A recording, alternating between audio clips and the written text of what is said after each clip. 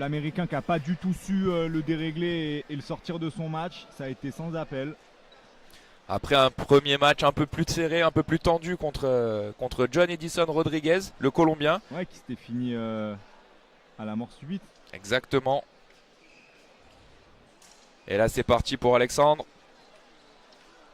C'est le premier droitier qu'il rencontre de la journée. Ça change quelques repères, il faut qu'il s'adapte à ça. Matsumoto qui a éliminé Ruslan Kurbanov, ancien finaliste du Monal et 9e mondial. Il va falloir trouver l'ouverture. En tout cas, c'est deux tireurs qui aiment bien faire du jeu, donc je pense que ça risque d'être un match spectaculaire. Ouais, ça va être intéressant de voir qui arrive à développer le plus sa créativité. Voilà, là on voit quand même que Bardenay, il a envie de s'ouvrir des pistes, de créer des choses, Ouais, de tenter des choses. Il a envie d'être acteur de son match, de décider. Quand on décide à l'épée, on prend un temps d'avance. Voilà, et là, les deux tireurs, 1 minute sans touche. La fameuse passivité. Pour l'instant, c'est un avertissement gratuit. Carton jaune P pour les deux tireurs. Et autant on a vu des matchs avec des cartes jaunes passivité où il ne se passait pas grand chose, autant là on voit quand même que les deux tireurs cherchent des solutions pour la suite. Ouais, on peut pas dire qu'ils font preuve de vraiment non-combativité, hein. Ils cherchent juste là l'ouverture, mais le niveau s'élève et les portes sont plus dures à trouver. Trouver le bon moment pour lâcher son action. Voilà, encore une recherche au pied. Et le combat, et voilà, c'est ce qu'on disait tout à l'heure pour Yannick, c'est touche combat, elle va le cher. Elle va le cher parce qu'on marque son territoire. On dit les touches au corps à corps, elles vont être pour moi ce match-là. Ça fait du bien. On peut prendre un tout petit avantage psychologique sur ce genre de touche. Montrer que ça va être très dur de nous toucher.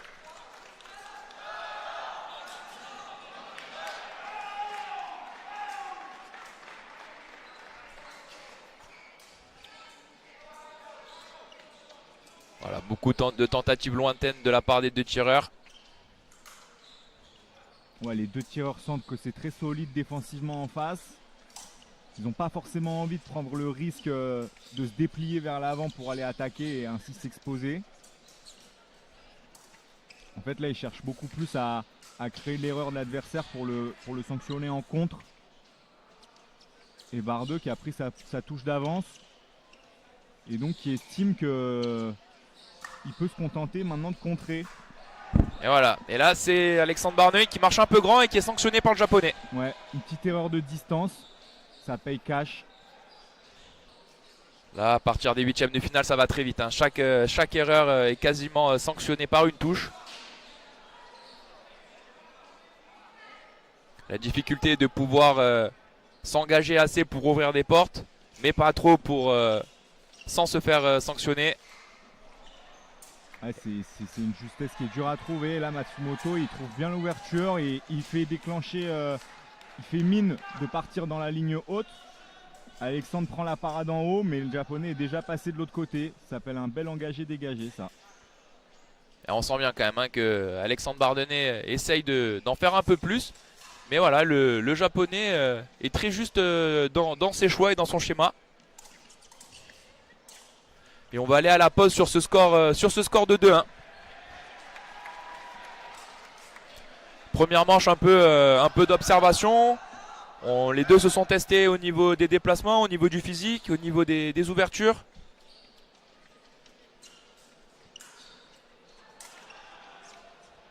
Ouais, on a quand même malgré tout l'impression qu'il s'est passé beaucoup de choses. Ils ont mis beaucoup de rythme, beaucoup d'énergie.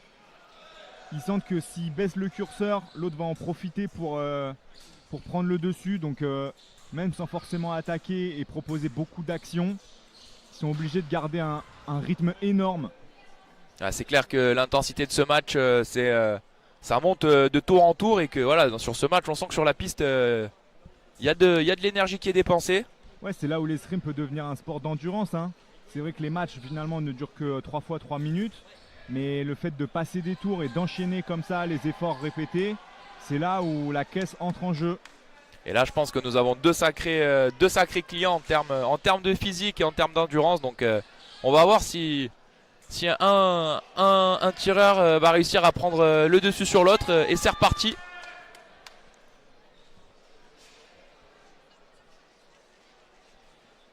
Allez, il faut qu'il soit beaucoup plus tranchant, Bardeux, là, quand il veut prendre la décision vers l'avant. Voilà, la pointe un peu plus en ligne, un peu plus fixe. Quand il décide de faire un truc, et voilà, ça c'est super. Pas à moitié. Le japonais enfermé dans son terrain qui est obligé de déclencher une attaque. Ouais, c'est ça, hein. En dernier recours, il allonge le bras, il se fait bien accueillir dans la sixte. Et voilà, et on sent Alexandre qui a envie de l'amener chez lui, là, le japonais. Ouais, il a vu qu'il y avait une porte là, quelque chose à jouer de ce côté-là. Peut-être aussi le coaching de Gauthier Grumier qui l'a peut-être remarqué pendant la première période. Ouais, bien sûr. Après, c'est jamais facile, hein. Il y a des tireurs qui sont plus à l'aise que d'autres pour tirer dans leur propre camp. C'est peut-être pas une des forces de Matsumoto, donc il y a peut-être quelque chose à exploiter de ce côté-là. Voilà, puis on sent que quand Alexandre avance vers Matsumoto, sa main elle bouge plus là. Alors que dans le premier. Voilà. Ah, c'est top ça, toujours là dans la baston. C'est ça, il avance vraiment vers le japonais sans lui donner d'indication sur ce qu'il va faire. Et au final, le japonais qui se livre et Alexandre qui ferme la porte et qui riposte.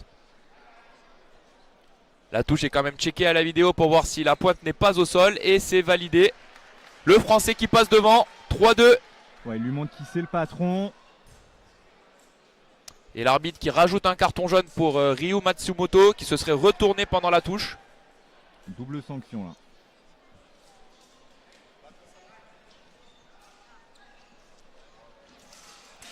On imagine que le japonais va essayer de sortir de cet engrenage. Ouais, il va forcément identifier soit lui, soit son coach que c'est pas hyper optimal de subir comme ça. Voilà, Alexandre là, qui pense avoir touché au pied, qui demande à l'arbitre de vérifier son épée, son matériel. Il s'excuse pour avoir interrompu le match sans raison. Le fair play des deux tireurs qui se tapent dans la main.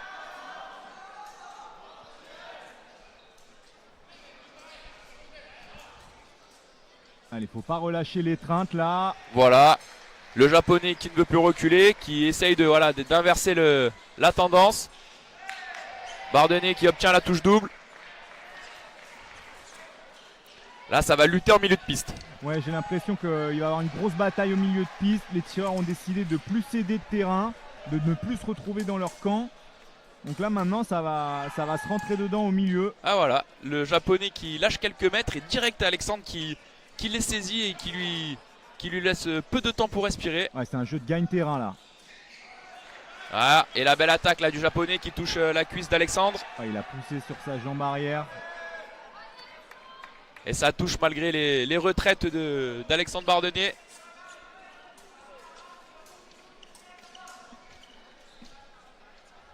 C'est serré comme match. Voilà, la grosse bataille au milieu qui continue. Alexandre qui a eu un tour un peu plus facile le tour précédent. J'espère qu'il a pu garder du jus pour cette joute là.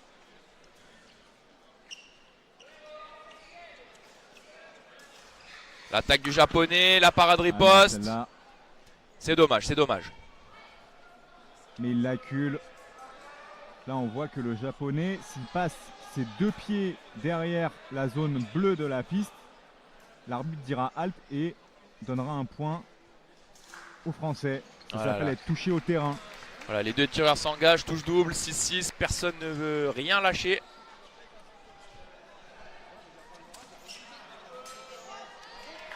Il y a 37 secondes de la fin du deuxième tiers-temps. Alexandre Bardonnet est à égalité avec Ryu Matsumoto. Le match reste très indécis. C'est très très serré.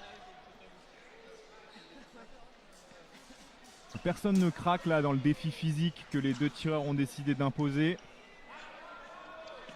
J'ai l'impression que dès qu'un tireur a proposé une problématique à l'autre, l'autre a répondu au bout de une ou deux touches pour remettre le score à égalité. Donc, ouais, ils se sont super bien adaptés l'un et l'autre aux problèmes posés par l'adversaire. Et bah, le score en est témoin. 6 égalités après 2 relais. C'est un très bel échange entre les deux tireurs. Maintenant, hein, il faut que Bardonnay trouve la solution pour prendre le dessus et s'envoler au score. Mais c'est plus facile à dire qu'à faire. Ah, je pense que ça va être serré jusqu'au bout. C'est un match qui va jouer sur des détails, à 1 ou 2 touches. Peut-être les touches de combat qu'on évoquait au début du match, la bataille au milieu de la piste. Ah, bien sûr, et puis une petite touche d'éclat. Pourquoi pas tenter la spéciale au pied.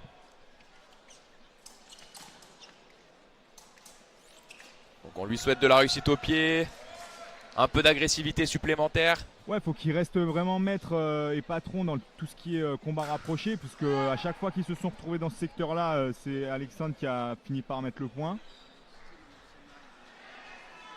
Il a des certitudes. Maintenant, il ne faut plus faire d'erreur. On espère que la troisième période commence comme la deuxième où Alexandre avait enchaîné 2 touches d'affilée.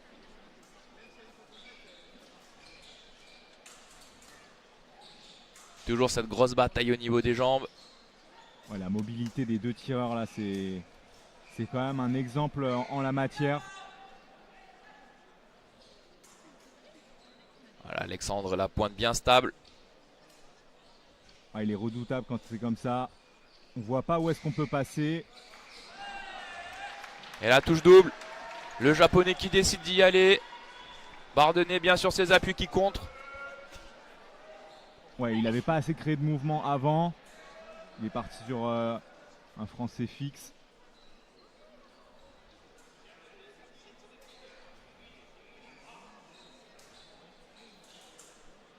Et voilà, la fameuse au pied. la touche d'éclat dont vous parlez juste avant. Ouais, mais elle le met bien là. Plus 1 à ce moment-là du match.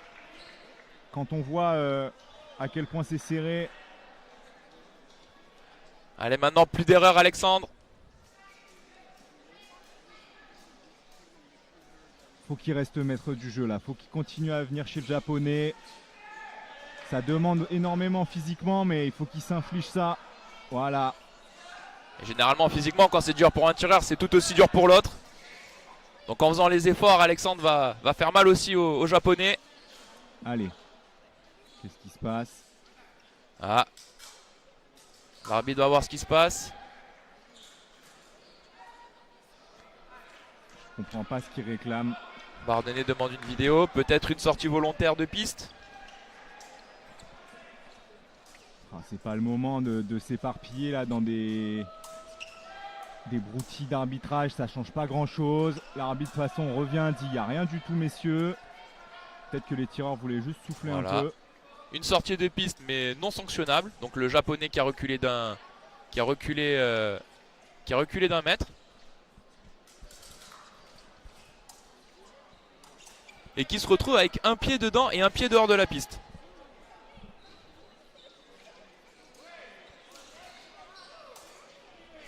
Le japonais qui n'a plus une grande marge de manœuvre derrière lui, même s'il regagne un peu de terrain.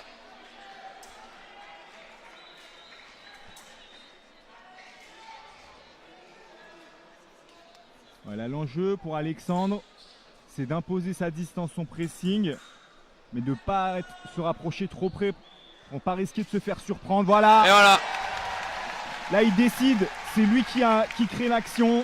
Le japonais est en réaction. Les deux se ratent, mais dans un second temps, comme c'est Alexandre qui a pris l'initiative, et ben c'est lui le premier sur la remise. Voilà, l'état d'esprit qui est super important quand on se lance dans une touche en escrime. Voilà. Alexandre Bardonnay un peu plus défensif, le japonais qui essaye de... Ouais, j'ai pas envie de le voir là-bas chez lui. Je préférais quand il venait imposer son rythme ici dans le camp du japonais. J'ai peur qu'il devienne passif là. On sent qu'il est un peu plus en réaction. Et Ah, la parade riposte, super. Ah, il profite de l'erreur du japonais qui rate. Et là, ce petit break de 3 touches, il est important. À 1 minute quasiment du terme du match. Là, c'est un premier break très intéressant pour le français. Ouais, complètement. Et voilà, la parade riposte encore. Ouais, 2 cadeaux là. Le japonais qui est un peu en train de craquer. Mais c'est aussi le fruit de tout le travail de Alexandre Bardonnet depuis le début du match. Ouais, c'est ça, les erreurs qu'on voit souvent en fin de match, c'est des choses qui ont été initiées très tôt dans le match. Mais à l'époque où les tireurs avaient du jus, la lucidité mentale. Et en fin de match, quand avec l'effort on perd ces choses-là, bah, on récolte les fruits de ce qu'on a planté au début de l'assaut. Et voilà, 38 secondes seulement pour le japonais pour essayer de combler ces 4 touches d'écart. Et notre français Alexandre Bardonnet en très bonne position pour rejoindre les quarts de finale.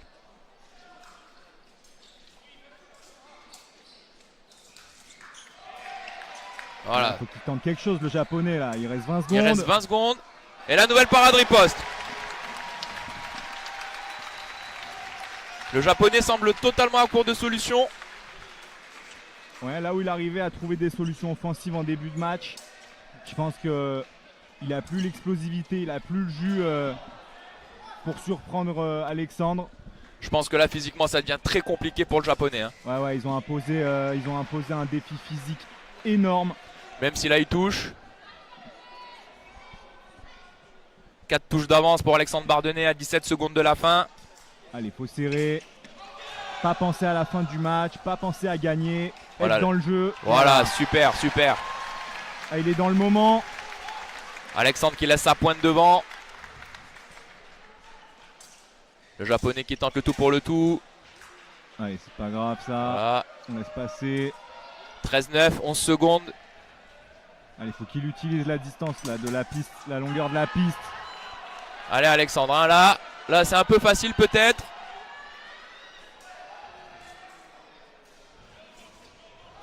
Voilà, et le japonais là qui met 3 touches d'affilée là, attention.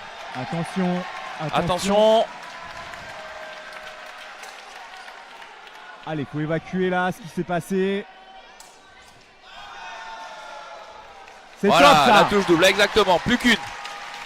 14-12 pour Alexandre Bardonnet, il reste 5 secondes au chronomètre. Ah, la double là, elle le met bien. Elle le remet à l'endroit quand il prend 3 touches comme ça. Une double là, ça fait un bien fou. Voilà, le japonais qui court. Et la nouvelle touche, attention, plus qu'une touche d'écart.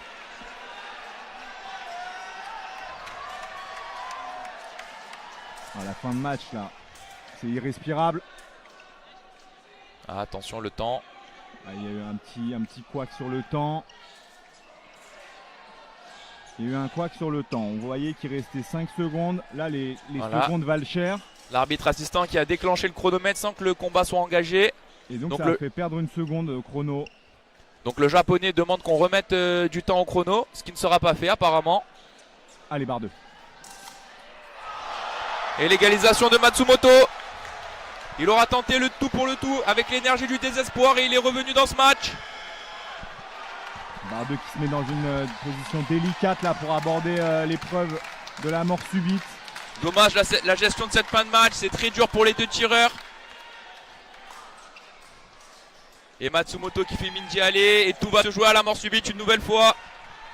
Allez, là, l'enjeu c'est de réussir à évacuer tout ce qui s'est passé, effacer cette dynamique mauvaise pour le français. Allez, maintenant c'est tout pour une touche. Maintenant ça y est, il peut reprendre le cours du match. Il n'y a plus de gestion là, hein, il faut toucher seul et c'est tout. Hein. Yes! La parade riposte et la touche double. Allez, on se souvient qu'Alexandre a gagné son premier match à la mort subite. Il peut le refaire. Hein.